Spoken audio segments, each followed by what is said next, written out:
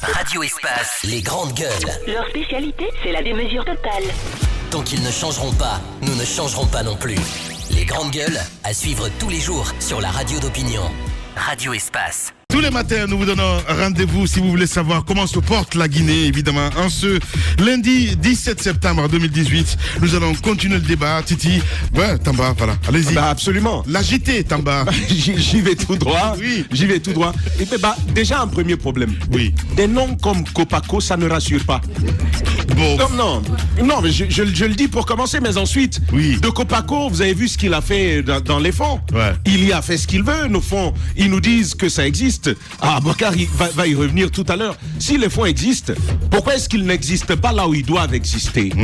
Ça, c'est un sérieux problème. Ça, c'est la question que l'on se pose. Mais pour ne pas aller bien loin, Moussa Moïse revient suffisamment là-dessus. Beaucoup de chiffres, beaucoup de milliards, avec toutes les répercussions que ça peut avoir.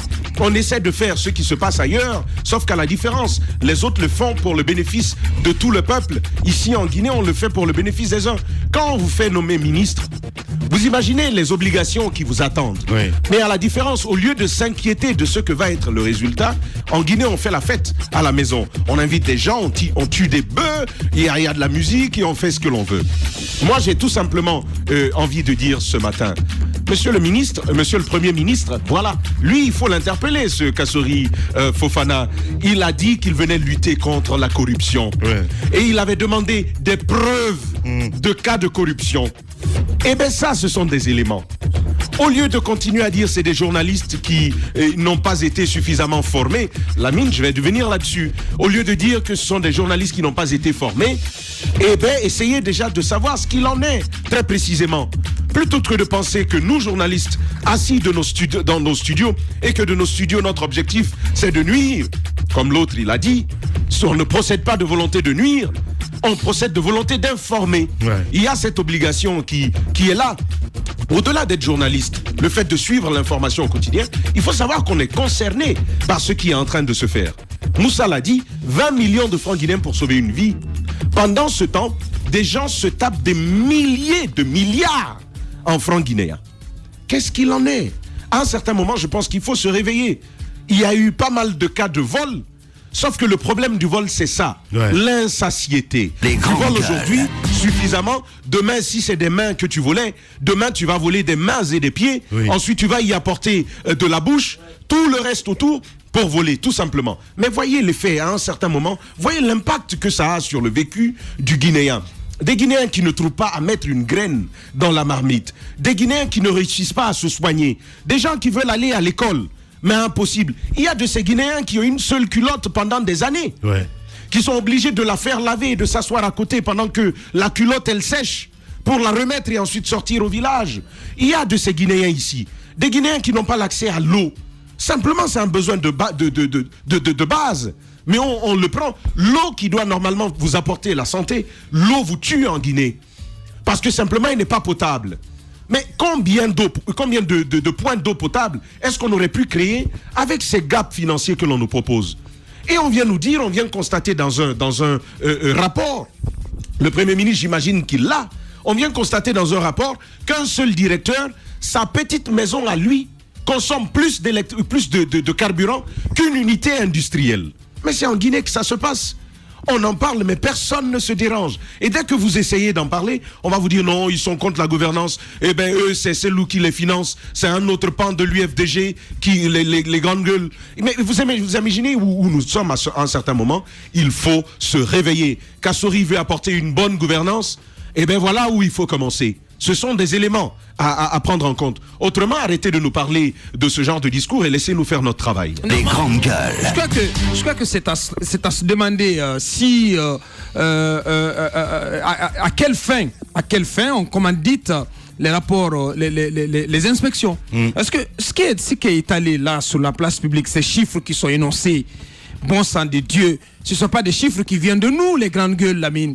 Ce sont des chiffres qui sont contenus dans un rapport d'inspection d'État, donc à la suite ou au terme d'une mission d'inspection commanditée par l'État. Alors, vous vous posez la question finalement, pourquoi, à quoi ça sert toutes ces missions d'inspection. Pourquoi envoie-t-on ces inspecteurs pour savoir comment nos structures fonctionnent, comment les entreprises publiques fonctionnent?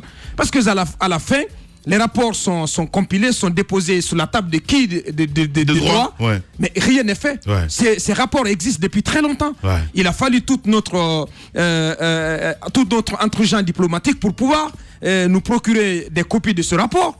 Maintenant, vous vous demandez pourquoi ça existait tout ce temps, pourquoi il n'y a pas eu de suite, pourquoi il n'y a pas eu de sanctions. Ouais. Donc, c'est inconcevable que ces rapports donc, qui ont sanctionné ces missions restent sans suite. Parce que les chiffres sont quand même, ce sont des chiffres tangibles, ce sont des données tangibles. Les grandes gueules. Le montant sur le carburant, la différence entre les intrants reçus et les intrants exécutés, tous ces chiffres qui ont été énoncés là, ce sont des chiffres qu'on ne peut pas démentir. Ouais. Donc, des vraies questions doivent être posées, des mesures de correction doivent être prises, parce qu'il s'agissait quand même, je mets ça à l'impératif, il s'agissait quand même d'un projet qui, s'il était mené s'il était bien conduit, pouvait apporter de la plus-value à cette région, à cette partie de la Guinée, la savane guinéenne, qui a besoin de ce genre d'initiative, qui a besoin de ce genre d'investissement, de ce genre de projet, pour impulser une petite dynamique quand même à l'économie locale. Mais ça enlève beaucoup de possibilités aux jeunes de la localité, à l'économie locale. Mais le président qui fait de cela quand même une priorité, le coton, l'anacarde, le café, toutes ces cultures de rente. Les grandes gueules.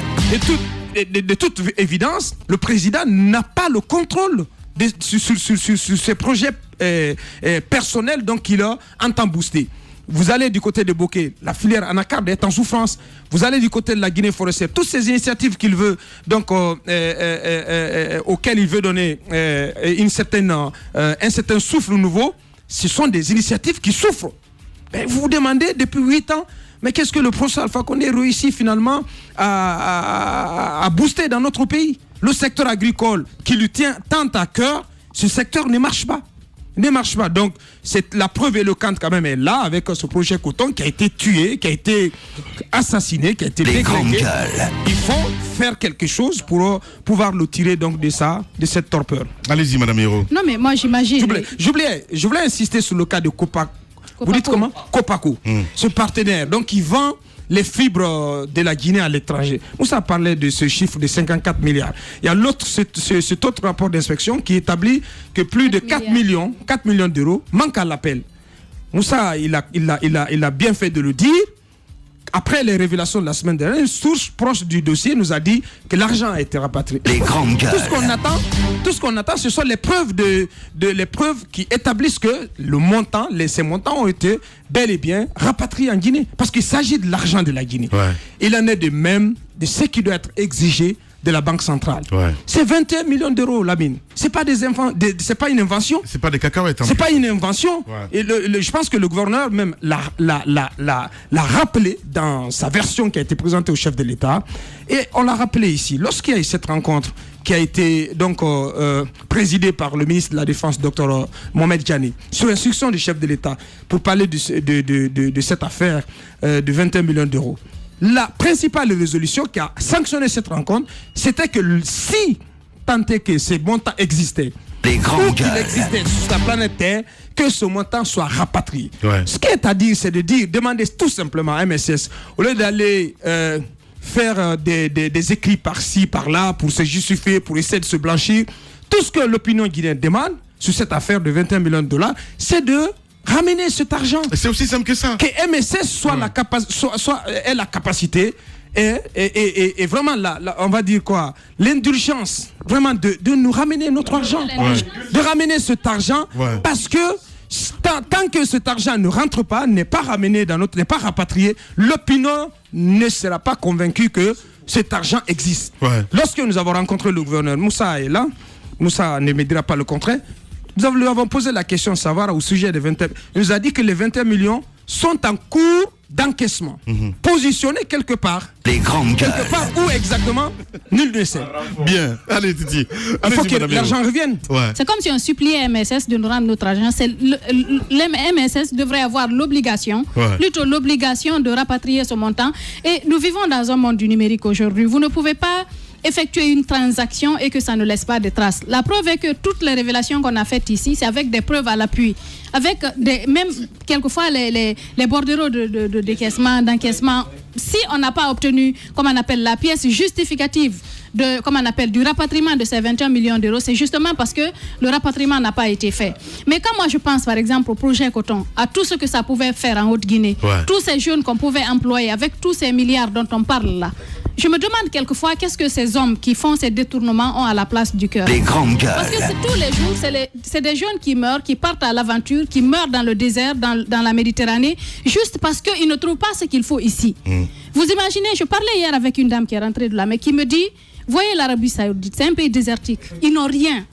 Mais voyez comment ils réussissent à transformer la nature. En Guinée, même quand tu jettes une graine ici sur le carreau, juste sur le sol, ça pousse. Nous avons parlé justement. Non mais Lamine, partez sur mon balcon. Il y a du carreau partout, mais vous voyez des herbes qui sortent entre les carreaux. Vous imaginez, vous mettez du ciment, mais il y a quand même des herbes qui réussissent à pousser dedans. C'est pour vous dire à quel point la Guinée, la terre, elle est bénie. Elle est fertile. Vous imaginez, elle est féconde, mais on n'a pas la chance d'avoir des ressources humaines de qualité. Et malheureusement, c'est ce qui est en train de gangréner ce pays depuis 60 ans. Depuis 60 ans, vous avez un groupe de personnes. Et puis, c'est un groupe de personnes, des personnes qui partent de père en fils. C'est une famille, en quelque sorte, une lignée. Parce que imaginez, vous voyez les pères qui étaient là, ministres et autres, leurs enfants sont là, ils envoient leurs enfants, ils les forment. C'est un groupe de personnes qui est en train de prendre la Guinée en otage depuis 60 ans. On n'arrive pas à s'en sortir. On parlait de cette fillette qui a besoin juste de 20 millions. Et puis ces personnes qui font ces détournements, même quand vous lancez des cas d'SOS, ils ont une pierre à la place du cœur. Ils ne réagissent pas. Ils peuvent donner quelque chose sous anonymat parce qu'ils savent que c'est de l'argent volé qu'ils ont. C'est pas leur argent, c'est le contribuable guinéen. Au moment où je vous parle, à BCA, c'est à l'AB, il y a des femmes qui accouchent à même le sol. Il n'y a même pas de table d'accouchement. C'est à BCA, c'est à l'AB, une sous-préfecture. C'est incroyable. Vous voyez des montants colossaux comme ça qui sortent, alors qu'on pouvait ne serait-ce que prendre une partie pour investir dans l'infrastructure, dans la santé, dans l'éducation. Vous avez des villages aujourd'hui en Guinée où les enfants n'ont pas les infrastructures qu'il faut. En Guinée, vous avez encore des classes multigrades. Des classes multigrades parce qu'on ne met pas l'investissement qu'il faut dans les domaines qu'il faut. On préfère plutôt empocher ces montants. Je pense qu'on est en train de mettre beaucoup d'eau, d'apporter beaucoup d'eau au moulin du Premier ministre, parce qu'il a parlé de lutter contre la corruption. On est en train de lever tellement de lièvres. Si c'est réel, s'il est sincère, je pense qu'il devrait vraiment saisir toutes ces opportunités-là. Je veux tout simplement rappeler à Moussaïro qu'un chien ne fait pas de chat. On ne peut pas attendre du mal du bien. Ce n'est pas du tout possible. Et l'autre dont on parle, on lui dit ramène notre argent. Il dit non, l'argent est positionné comme un tireur. Ramenez notre argent, c'est tout. Bien. Politiciens véreux, fonctionnaires corrompus, promoteurs immobiliers voyous, justice passive. La Guinée devient-elle mafieuse ? Les grandes gueules d'Adafo Média ne lavent pas plus blanc, mais vous permettent de défendre votre pays en vous informant. Avec les grandes gueules d'Adafo Média, dénoncez les turpitudes, nous garantissons le secret des sources. Envoyez vos documents à espacefmguinée.info, rubrique Contact. Les grandes gueules d'Adafo Média ou le socle de la liberté d'expression en Guinée. Et direction Mandiana, nous, Bayo, bonjour.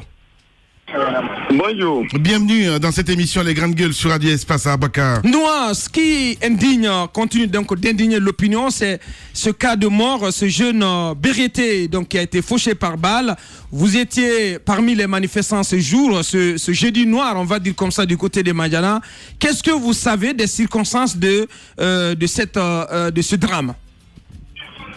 Merci Lamine, merci à toute l'équipe de La Grande Gueule. Et nous étions sortis la fois dernière pour montrer vraiment notre colère au gouvernement guinéen et au chef de l'État, le confrère Alpha Condé. Très malheureusement, quand on est sorti, on est parti dans un quartier, on était arrêté là-bas, on avait des slogans sur les pancartes. Nous avons vu maintenant auprès de manifestants 4 pick-up chargés des bérets rouges et des commandos rangers qui sont venus tirer brutalement sur les manifestants. Mais dites-moi, Nouan, il n'y avait pas les forces régulières en la matière, la gendarmerie, la police. Pourquoi les bérets rouges? Je ne sais pas pourquoi les bérets rouges, pourquoi l'existence des militaires. Je ne connais même pas la cause, parce qu'on a l'habitude de sortir pour faire les manifestations sans l'existence de ces bérets rouges. Alors, est-ce que vous étiez en train de partir vers le camp militaire dans la région? Non, l'endroit où l'incident malheureux s'est déroulé, c'était dans un quartier très loin du camp militaire, très loin. Donc si on vous suit très bien, monsieur Bayo, c'est-à-dire que les militaires ont finalement investi le lieu de la manifestation, c'est cela? Tout à fait, ils sont venus brusquement. Lorsqu'on était arrêté dans ce quartier, on avait des messages à véhiculer. Et selon vos enquêtes, qui aurait donné l'ordre à l'armée d'intervenir? Non, mais avant que l'armée n'intervienne, qu'est-ce que vous avez fait d'aussi grave? Est-ce que vous avez touché à des édifices publics? Est-ce que vous vous êtes attaqué aux biens de l'État? Ou bien qu'est-ce qui s'est passé? Qu'est-ce qu'on pouvait effectivement lire sur les pancartes que vous déteniez? Mais écoutez, d'abord, c'est pas la première fois que nous faisons ce genre de manifestation. On est sorti le matin, on s'est donné le rendez-vous dans un quartier qui s'appelle Mandana, ça c'était le point de départ.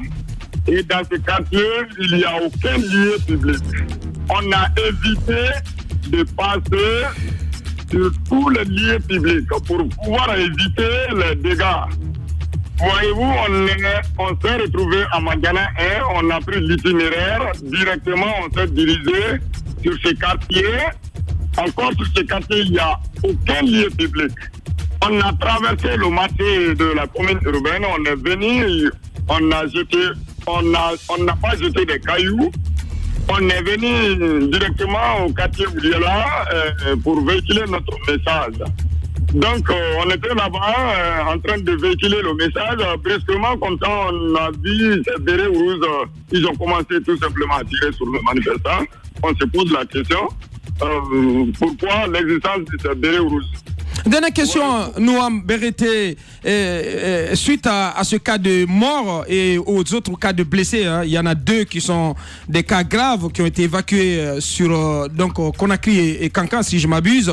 Qu'allez-vous exiger? Qu'est-ce que la jeunesse de Maya exige à la suite donc de ces cas malheureux et qu'entendez-vous faire dans les jours à venir? Nous voulons que la justice soit rendue.